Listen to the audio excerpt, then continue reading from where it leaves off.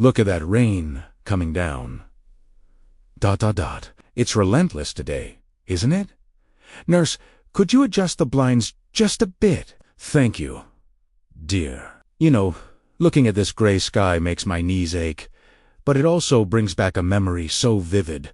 I can almost smell her perfume. Martha, put down your knitting for a second.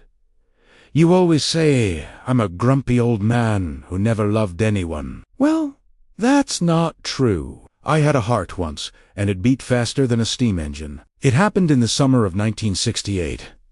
When I was 24, I made the biggest mistake of my life, and it started with a dance. Is everyone comfortable? Good, George. Stop stealing the biscuits. Leave some for the Colonel. He gets cranky when his sugar drops. There is something about this particular afternoon, the smell of the floor wax mixed with the damp earth outside. It reminds me of a specific time, a time before my hair turned white, before I needed this cane to walk across the room. We sit here in these armchairs, day in and day out, watching the clock tick on the wall. Tick, tock, tick, tock. It seems so slow now, doesn't it? But back then, oh, time moved like a river in a flood. I look at my hands now. Look at them, wrinkled, spotted, shaking a little bit when I hold my teacup. But I want you to close your eyes. Imagine these hands strong. Imagine them gripping the steering wheel of a 1965 Ford Mustang. Imagine no back pain. Imagine the feeling that the world is just waiting for you to grab it. That was me. That was Samuel, not Mr. Samuel, the old resident in room 3B, just Sam. I want to tell you about the year the music stopped for me. It was 1968. When I was 24, the world felt like it was on fire. I was living in a small coastal town. Not quite a city. Not quite a village. Just big enough to have a cinema, and small enough that everyone knew whose son you were. At 24, I thought I knew everything. Isn't that the curse of being young? You have all the energy, and none of the wisdom. I was working at the local post office. It wasn't a glamorous job. Not by a long shot. Sorting letters, stamping packages. But I was proud. I had money in my pocket, a decent haircut, and on Friday nights, I had the town dance hall.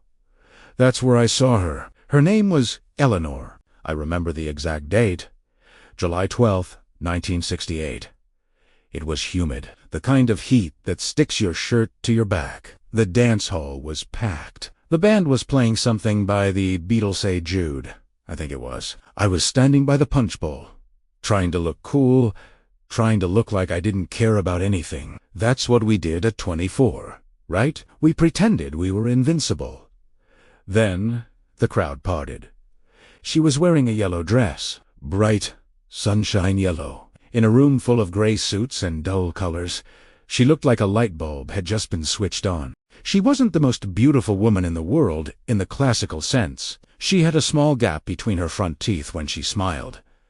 Her hair was a bit frizzy from the humidity. But looking at her, I felt like I had been holding my breath for 24 years and finally exhaled. I turned to my friend, Jack, God rest his soul. He passed away 10 years ago, and said, "Jack, who was that?" Jack laughed. "That's Eleanor. She's the librarian's daughter." "Don't bother, Sam.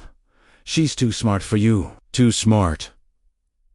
I thought, we'll see about that. At 24, a challenge was just an invitation. I walked across that floor. My heart was hammering against my ribs like a trapped bird.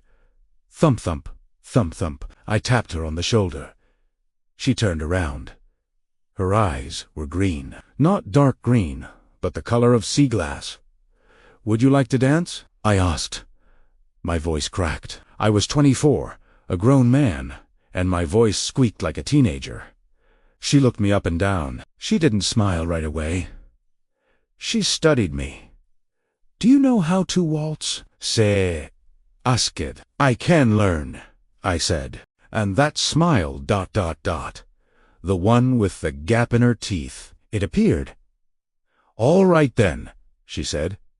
"Teach me what you know." That summer was a blur. We spent every evening together. I would finish my shift at the post office, rush home, scrub the ink off my hands, and run to the library to walk her home. We didn't have cell phones. Friends.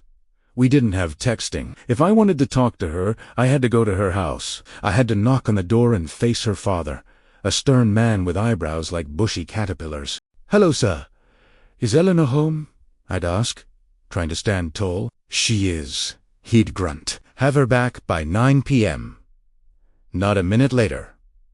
We would walk along the pier, the sound of the waves crashing, the smell of salt and fried fish from the boardwalk. At 24, lo feels urgent. It feels like if you don't say I love you right this second, you might explode. I remember one night, it was raining just like it is today outside this window. We were huddled under a small umbrella. She stopped walking and looked at me.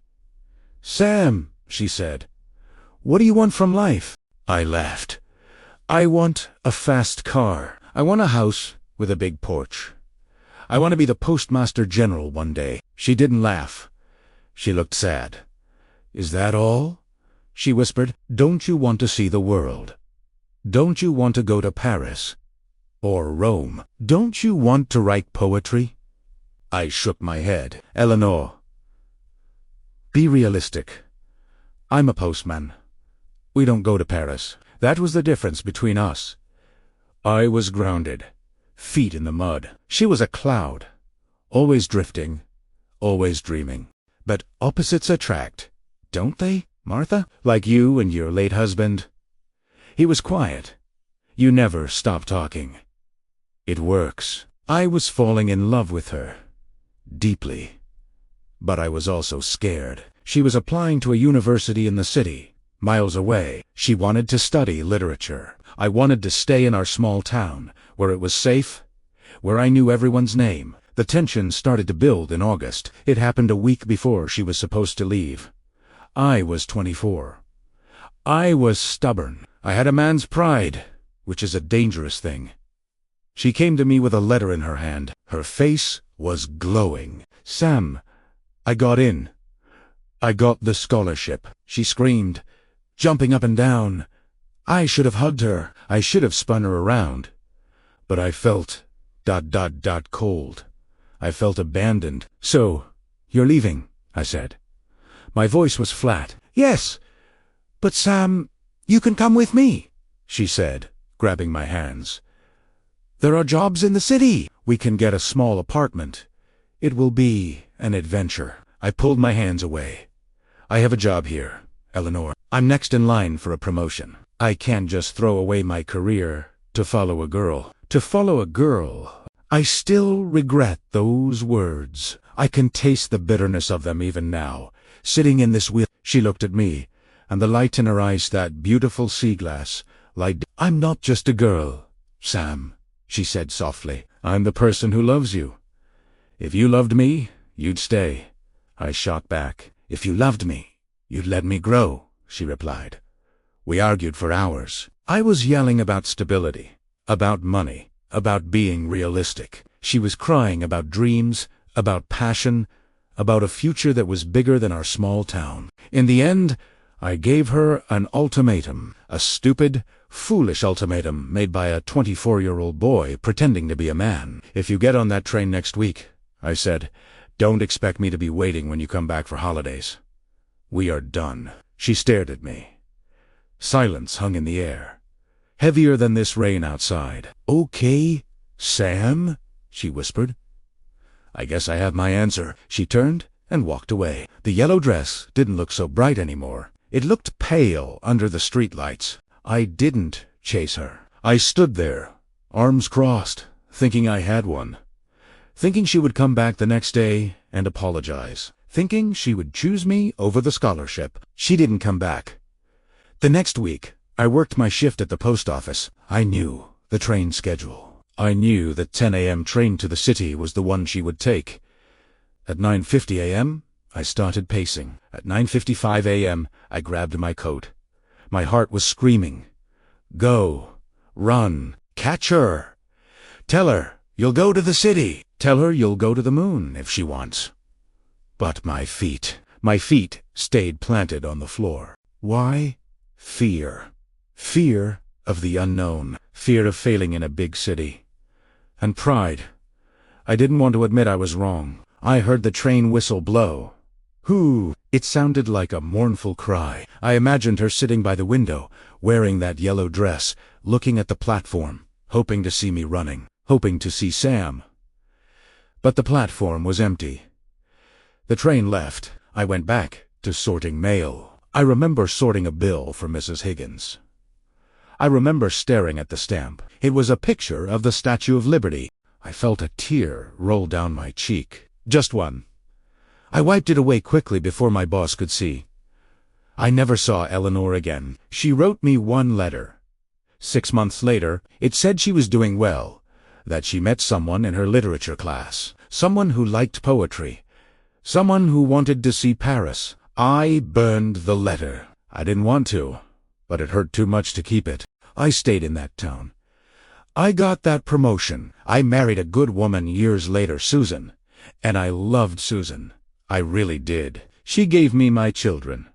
She was a wonderful partner, but Susan never wore yellow, and Susan never asked me to go to Paris. Oh, gooey. Back to the chair. A long pause. The sound of a teaspoon clinking against a china cup. So, why am I telling you this? Why drag up a memory from 1968? Because, my friends, I look around this room and I see us all waiting. We are waiting for dinner. We are waiting for our medication. We are waiting for our families to visit. But we are done waiting for our lives to start. Our lives have happened. When I was 24, I thought I had infinite time. I thought I could afford to be proud. I thought love was something you could control, something you could schedule like a post office shift.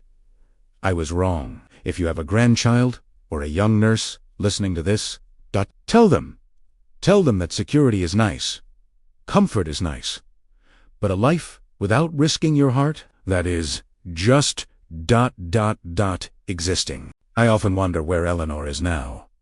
She would be my age. Maybe she's in a home like this, in Paris or London. Maybe she's looking at the rain too. I hope she went to Paris. I really do. My tea has gone cold. George, pass me my blanket, will you? The draft is getting in. Don't look so sad, Martha. It's a good story. It's a human story. We make choices, and we live with them. That's the deal. But if I could go back, if Primera cold B24 for just 5 minutes, I would run to that train station. I would run until my lungs burned. But I can't run anymore. I can only sit here and remember. Now, Who wants to play a game of chess? I promise I'll let you win this time. Colonel? Maybe.